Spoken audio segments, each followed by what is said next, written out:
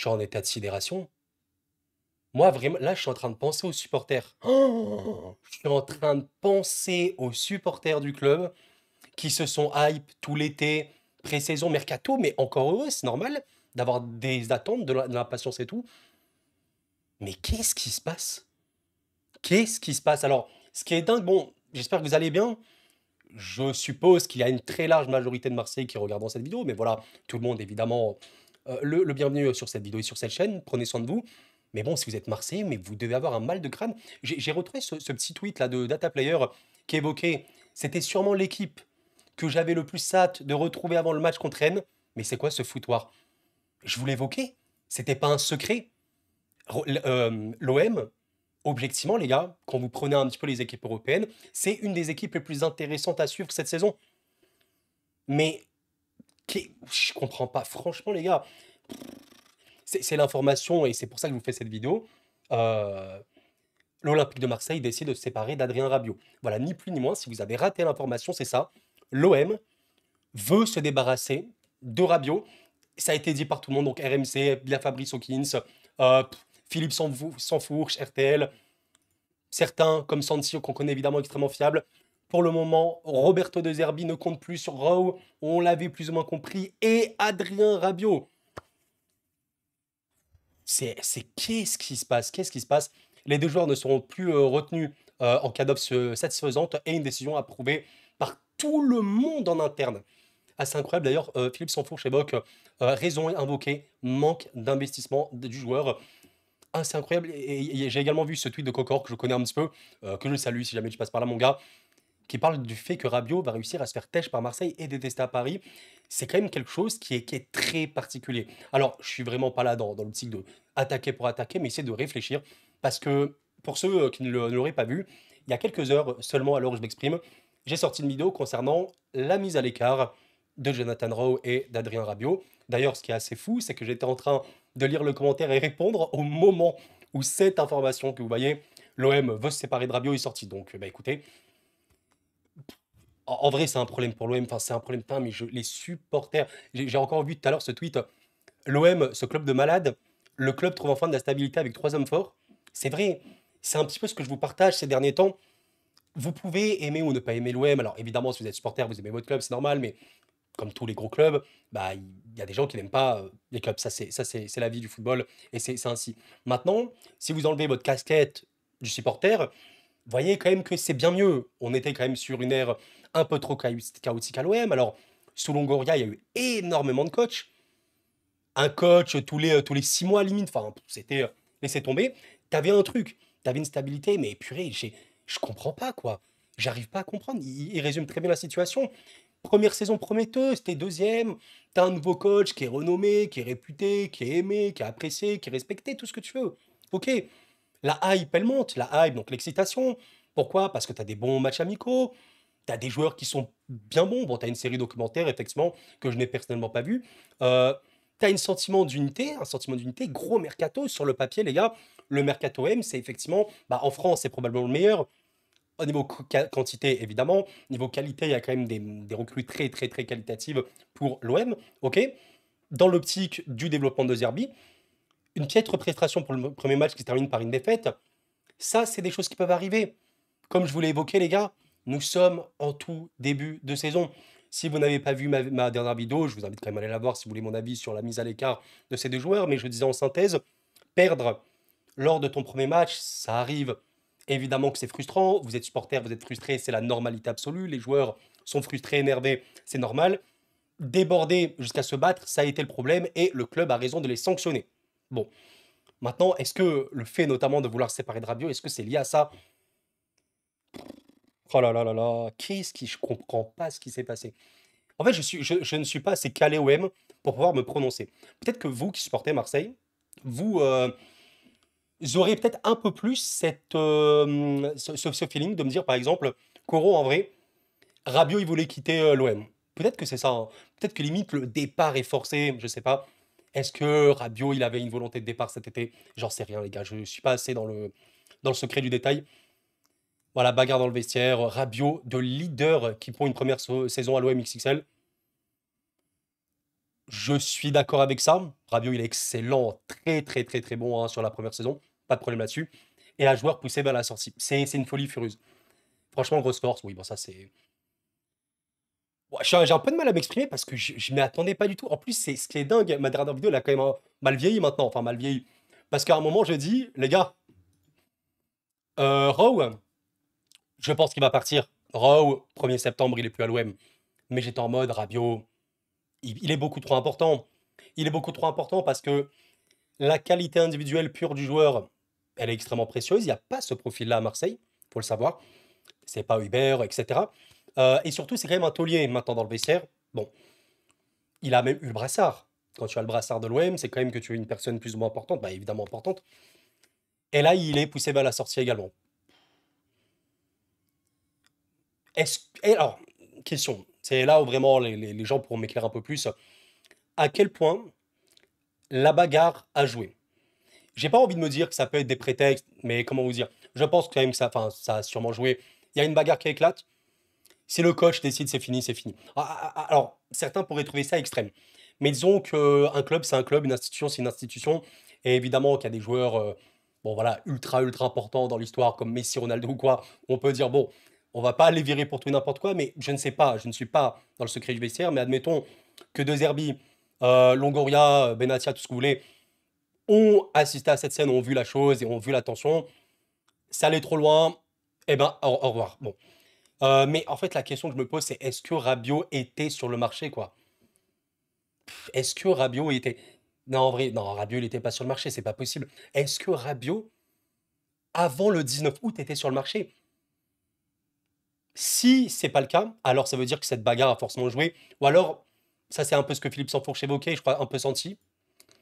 Manque d'investissement de joueurs. Est-ce que Rabiot a totalement la tête à Marseille? J'ai trouvé tout à l'heure ce tweet d'AC Milan, FR, qui retranscrit un petit peu l'actualité de l'AC Milan. Rabiot qui évoquait Allegri.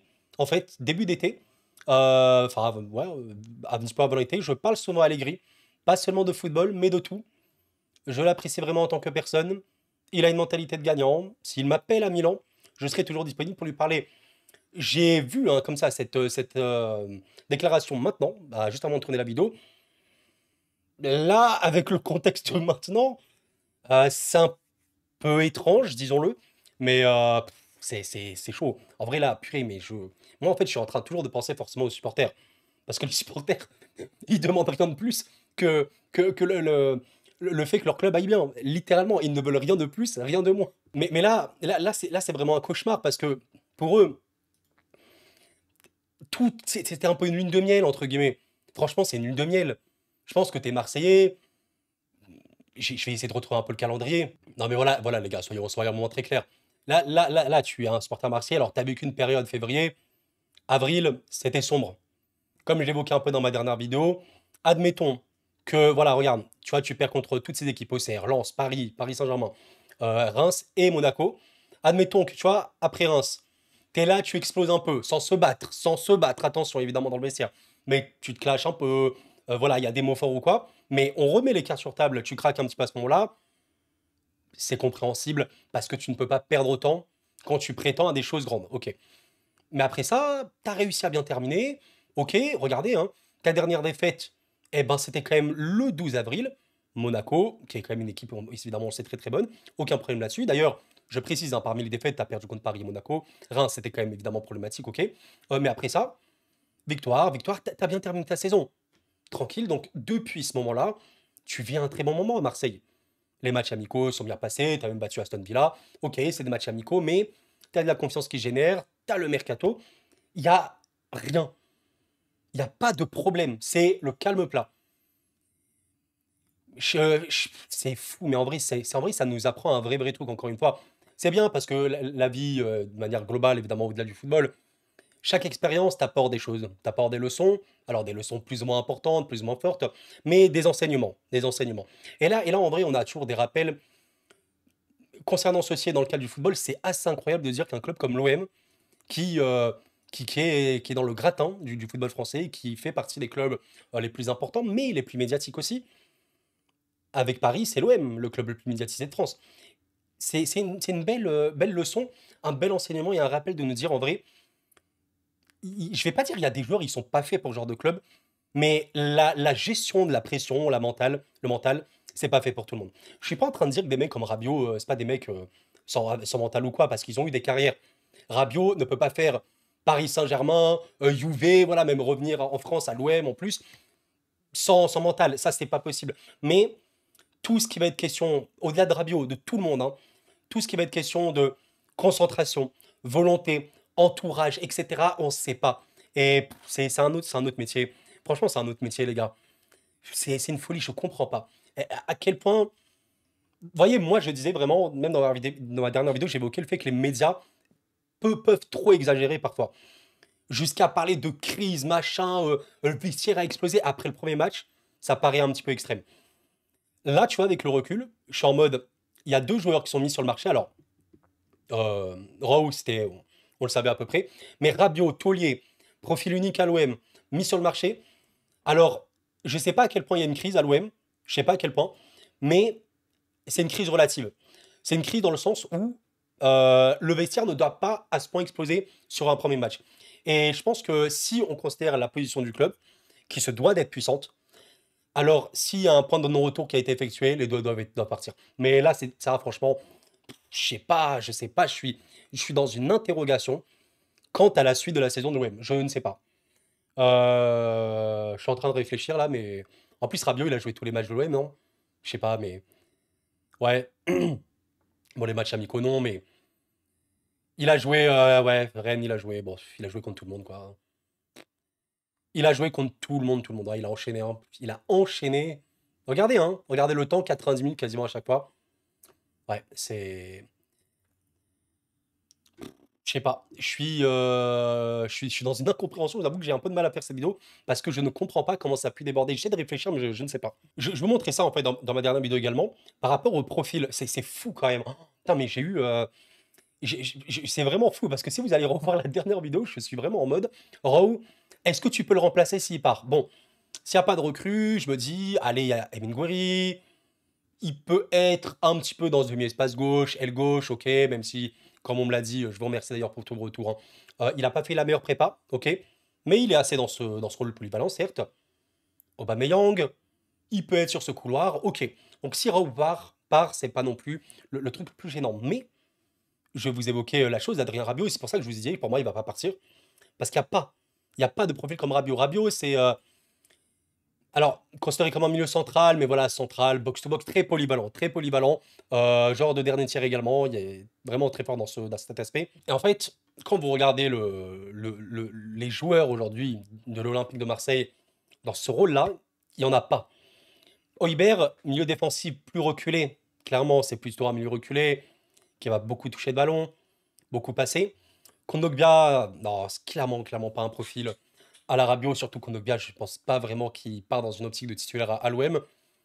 Ounahi, je sais même plus si c'est au club, je pense pas, je sais même pas pourquoi on le voit là. Bilal Nadir, pourquoi pas, je le connais pas assez. Jeune. Est-ce que Bilal Nadir a du potentiel, a du talent? Très probablement. Sinon, il serait pas dans le groupe pro de l'OM. Maintenant, à quel point Bilal Nadir, on va le mettre dans l'optique d'être titulaire à l'OM pour une saison aussi lourde? Je sais pas trop si c'est l'optique de De Zerbi. Vous voyez un peu l'idée. Angel Gomez, ok, il vient d'arriver, c'est pas le même profil que Rabiot. Gomez, c'est beaucoup plus sort de passeur, vision de jeu, chercher des dernières passes et tout. Ok, mais c'est pas Rabiot, c'est pas Rabiot.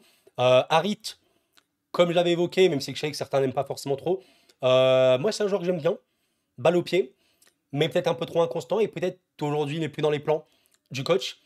Mais Harit, ce n'est pas un profil à la Rabiot non plus, c'est plutôt un joueur offensif pour le coup, même si je sais que Rabiot est très offensif à l'OM. Pour ça que je vous parle de joueur de dernier tiers. Pour moi, c'est plus un box-to-box. Milieu qui monte, qui descend, qui monte, qui descend, qui percute, qui prend les espaces et tout. Balle au pied, il y a plus intéressant évidemment. Et Bakola, que je connais encore moins, qui a 17 ans, qui est vraiment ultra jeune, évidemment, il part pas dans une optique de titulaire à l'OM. Donc il n'y a pas de profil pour remplacer Rabiot. Il n'y en a pas. Raoult part, tu as des petites solutions. De toute façon, tu n'as pas Ichao qui devrait être globalement titulaire, mais tu as des solutions en backup. Rabiot part, t'as pas. Donc aujourd'hui, tu veux faire un milieu à l'OM. Tu fais quoi? Tu fais Højbjerg, tu fais Gomez, ok, et tu mets qui en troisième? Ou alors tu joues avec un milieu à deux milieux de terrain.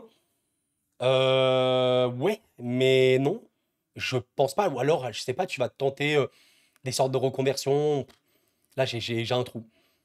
J'ai un trou. Juste la compo contre. Ouais, voilà, hein. Ouais, je sais pas.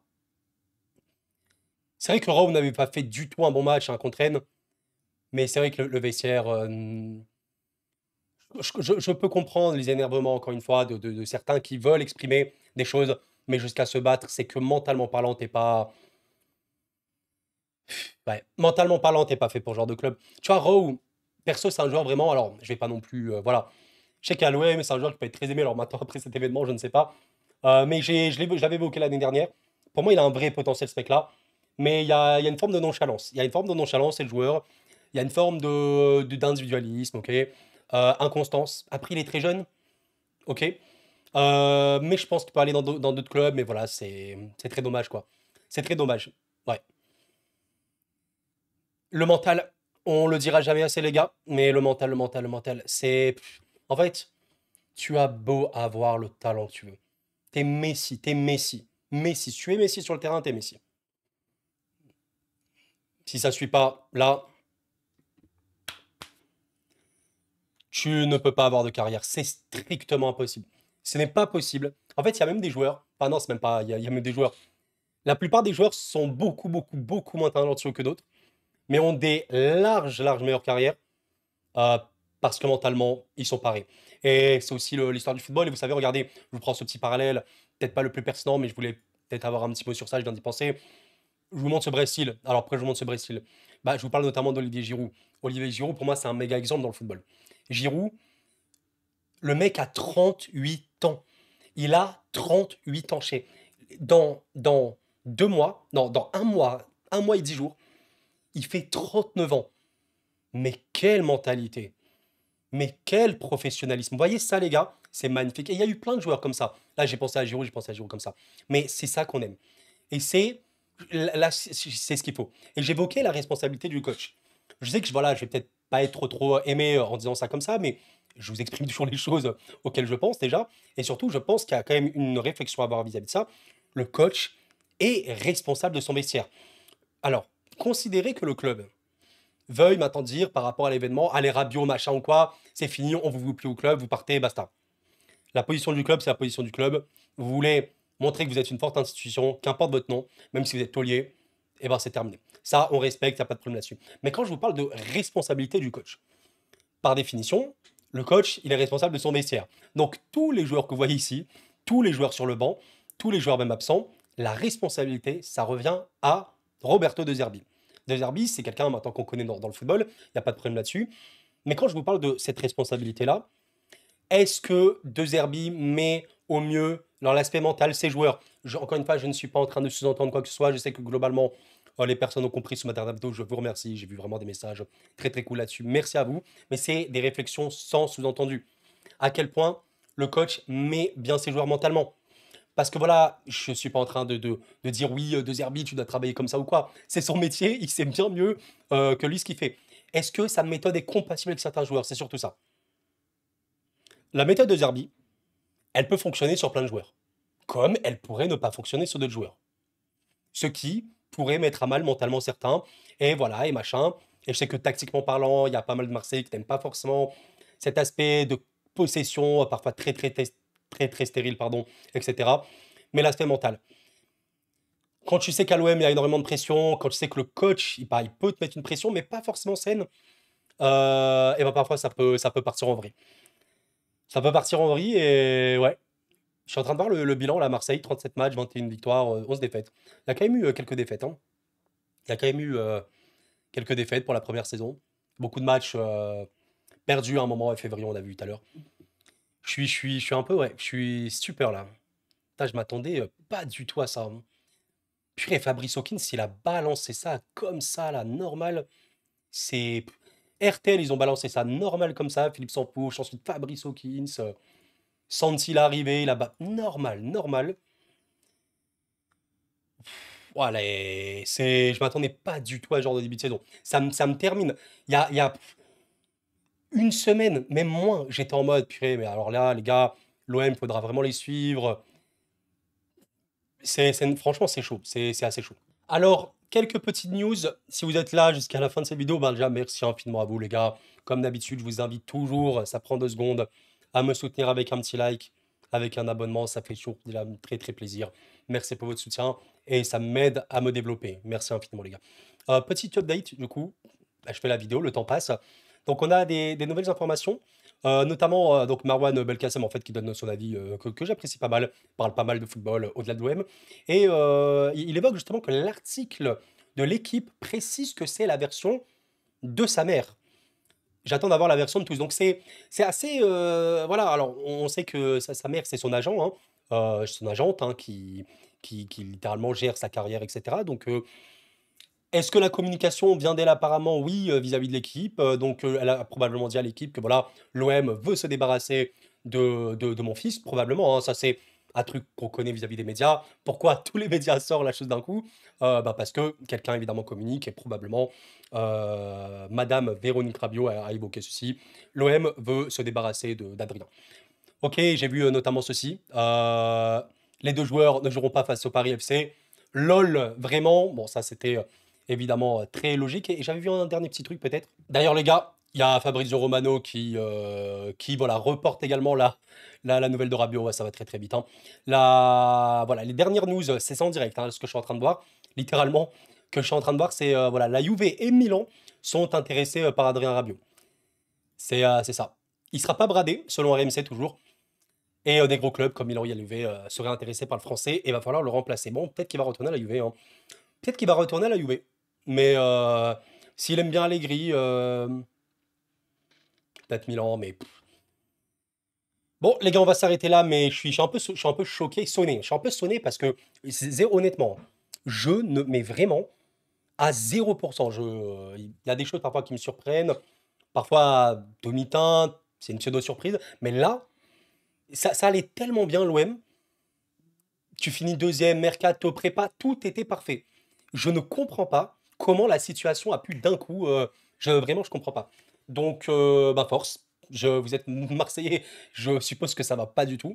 Il faut se tranquilliser, il faut se calmer, mais je sais pas trop comment pour le coup. T'as des grosses ambitions, t'as envie de faire une très grande saison, t'as envie d'être performant en Ligue 1, t'as envie de concurrencer au mieux les toutes premières places, t'as envie de faire des grosses choses en Ligue des Champions. Bon, là, tu vas très, très probablement perdre ton taulier, un de tes tauliers. Sur la dernière saison, Rabiot, c'est pas loin d'être le meilleur joueur de l'OM. Pas loin. C'est extrêmement problématique et j'ai très hâte d'entendre notamment la communication du club et du coach. En fait, moi, les gars, personnellement, je finirai sur ça. Je veux absolument suivre le développement de De Zerbi et de sa pensée, etc. Parce que là, vraiment, je vais pas partir dans les extrêmes parce que vraiment, ça sert à rien du tout. Mais je suis en train de me dire, question, est-ce que De Zerbi pourrait quitter l'OM de plein gré ou la direction lui dirait de partir? Alors si on fait ça, là à un moment je comprends plus rien parce que tu cherches la stabilité, mais si tu changes tout le temps, franchement c'est le football. Le football va trop vite. Le football va trop vite les gars. En tout cas, ben, on en reparlera. Moi, je m'attendais pas à reparler de l'OM aujourd'hui. Bah écoutez, c'est probablement la première fois qu'on fait ça, hein. Deux vidéos sur l'OM en une seule journée. Et on se retrouvera bah, à minima le 23 août pour parler de cet OM Paris FC. What. Mais le football. Mes chers amis, portez-vous bien. En tout cas, c'était Koro, force Marseille, évidemment. Prenez soin de vous et la paix sur vous.